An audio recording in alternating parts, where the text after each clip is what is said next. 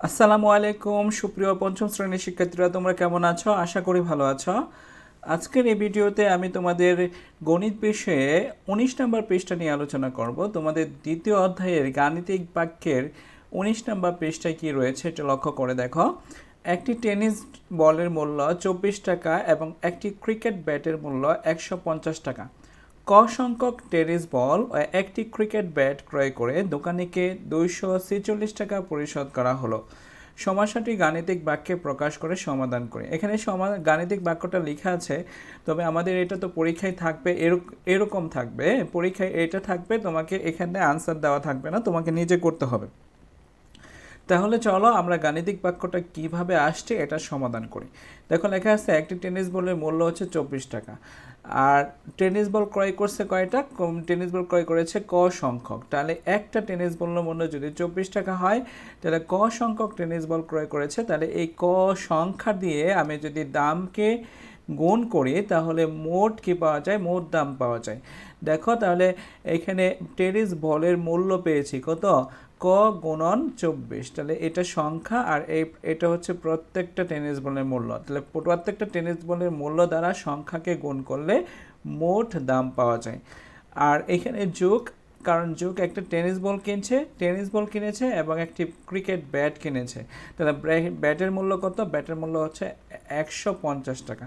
তাহলে টেনিস বলের মূল্য আর ব্যাটের মূল্য একত্রে মিলে কত টাকা পরিশোধ করেছে? ২৪৬ টাকা। এই জন্য সমান সমান ২৪৬ টাকা।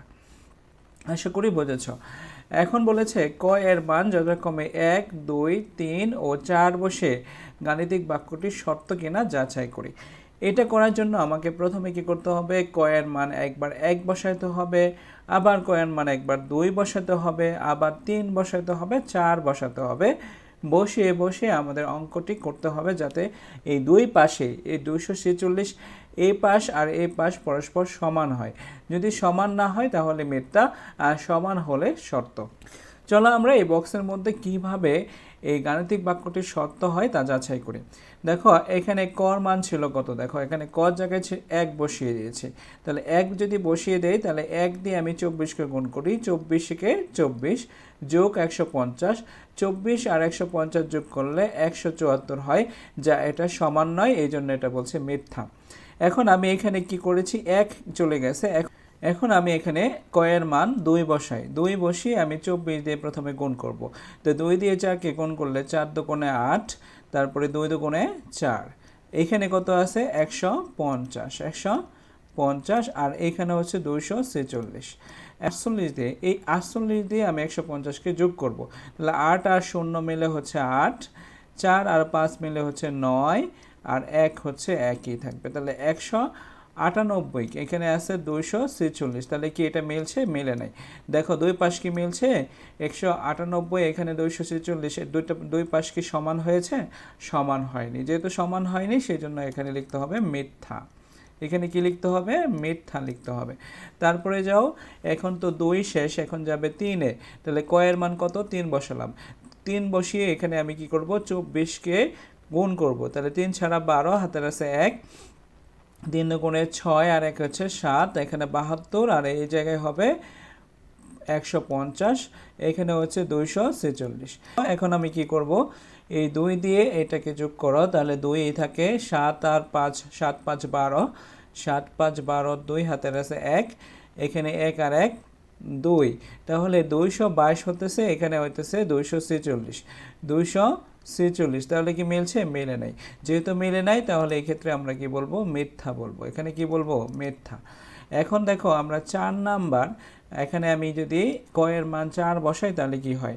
৪ ছাড়া ১৬, ৪ দিয়ে ২৪কে গুণ করো, ৪ ছাড়া ১৬ ৬, হাতের আছে ১, ৪ দুগুণে ৮ ১ ৯, এখানে ৯ লিখলাম, আর এখানে হবে ১৫০ সমান সমান ২৪৬।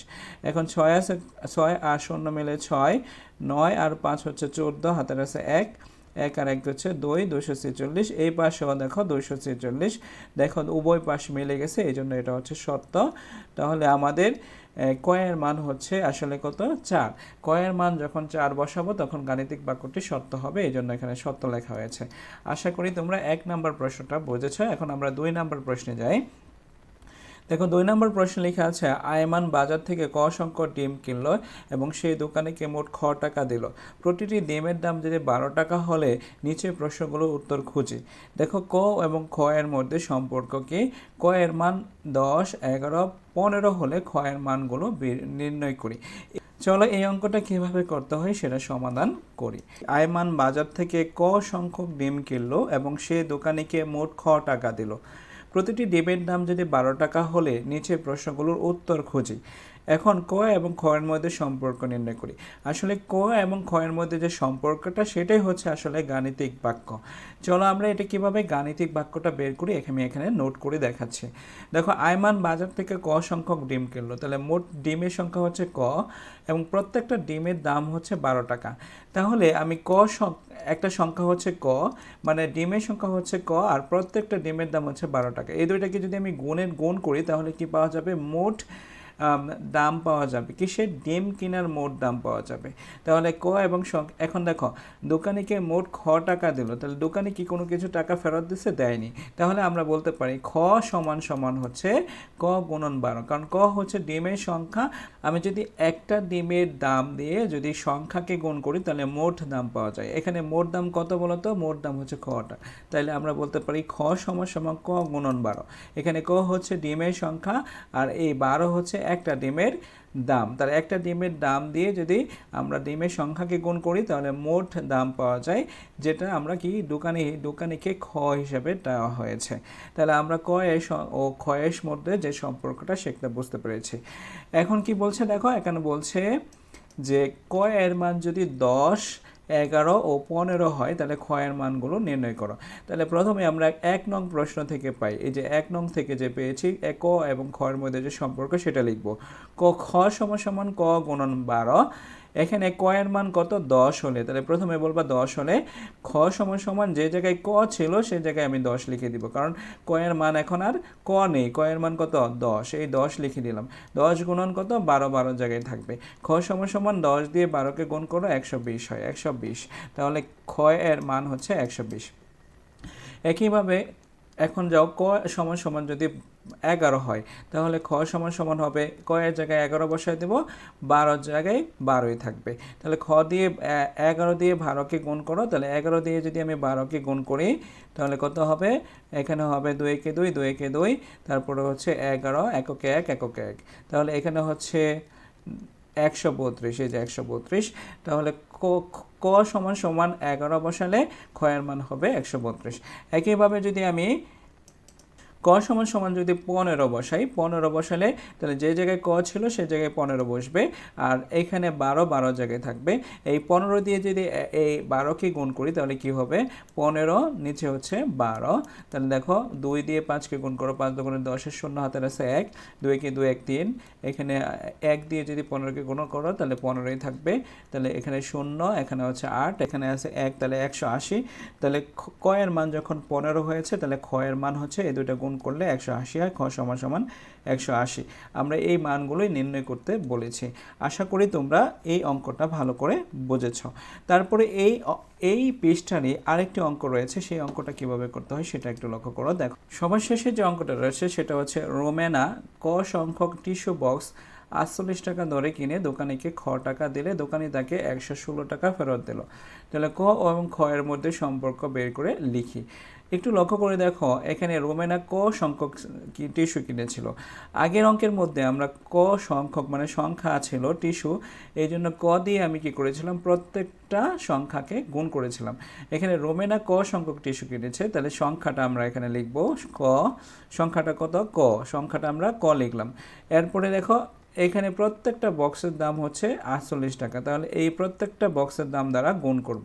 তাহলে ক দিয়ে কাকে গুণ করব? প্রত্যেকটা টিস্যু বক্সের দামকে। গুণ করার পরে এটা হচ্ছে মোট দাম না, এখানে টিস্যু কেনার দাম, মোট দাম। এই মোট দাম আমরা বের করার জন্য আমরা কি করেছি? দোকানিকে রোমেনার দোকানিকে খ টাকা দিয়েছে, তাহলে দোকানিকে দিয়েছে খ টাকা, তাহলে দোকানি কি করেছে? তাকে 116 টাকা ফেরত দিয়েছে। তাহলে খ টাকা থেকে আমি 116 টাকা বাদ দিব। এটাই হচ্ছে টিস্যুর দাম। এখানে এটাও টিস্যুর দাম, এটাও টিস্যুর দাম। ঠিক আছে? এটা হচ্ছে ক এবং খর মধ্যে সম্পর্ক। তারপরে দেখো ক এর মান 5 হলে খ এর মানগুলো নির্ণয় করি। তাহলে এখানে এখানে কি লিখব ক, কারণ হচ্ছে আমি ক নং থেকে পাই, 1 নং থেকে পেয়েছি, এই সম্পর্কটা এখানে লিখব আগে। যেমন ক গুণন 48, ক গুণন 48 দেওয়া আছে, খ বিয়োগ 116, খ বিয়োগ 116। এখন আমি কি করব, এই ক জায়গায় কত বসাইতে বলছে, ক জায়গায় 5 বসাইতে বলছে, তাহলে ক জায়গায় আমি কি বসাবো, 5 বসাবো। তাহলে 5 বসাইলে কি হচ্ছে, 5 গুণন 48, খ গুণন 116, এটার কোনো পরিবর্তন হবে না। এখন এই 5 দিয়ে আমি 48কে গুণ করব, 5 আর 40 শূন্য, হাতের আছে 4, তাহলে 5 4 5 20 আর হচ্ছে 4 24, তাহলে 240 সমান সমান খ বিয়োগ 116। এখন আমি এক কাজ করব, সেটা হচ্ছে এই যে এইখানে 240 ঠিকই থাকবে, এখানে আমি কি করব, এই যে দেখো এখানে বিয়োগ চিহ্ন আছে, বিয়োগের পরে 116 আছে না, তাহলে বিয়োগের পরে 116 আছে, তাহলে আমি 116কে যদি বাদ দেই তাহলে আমার উভয় পক্ষে কি করতে হবে, 116 দ্বারা যোগ করতে হবে। তাহলে এইখানেও আমি 116 দ্বারা যোগ করি, উভয় পক্ষে একই সংখ্যা দ্বারা যোগ করলে মানের কোনো পরিবর্তন হয় না। তাহলে 240 যোগ 116, তাহলে এইখানেও 116 কি করতেছে, যোগ করা লাগছে, তাহলে 116 যোগ 116, তাহলে উভয় পক্ষে 116 দ্বারা যোগ করা হয়েছে। এখন আমি কি করব, 240 আর 116 যোগ করব, 6 আর 0 হচ্ছে 6 থাকবে, 1 আর 4 মিলে হচ্ছে 5, আর 1 আর 2 মিলে হচ্ছে 3, তাহলে 356। এখানে খ দেখো, এখানে যোগ 116 আছে আর এখানে বিয়োগের 116 আছে, তাহলে যোগের 116 আর বিয়োগের 116 কাটা, তাহলে এখানে শুধুমাত্র কি থাকতেছে, খ। সুতরাং খ সমান সমান হবে 356, উত্তর হচ্ছে 356। আশা করি তোমরা এই 19 নম্বর পৃষ্ঠার যে অঙ্কগুলো রয়েছে খুব ভালো করে বুঝতে পেরেছ। পরবর্তী ভিডিওতে আমি 20 নম্বর পৃষ্ঠার সকল অঙ্ক সমাধান করে দেব। সে পর্যন্ত তোমরা সবাই ভালো থাকো। আল্লাহ হাফেজ।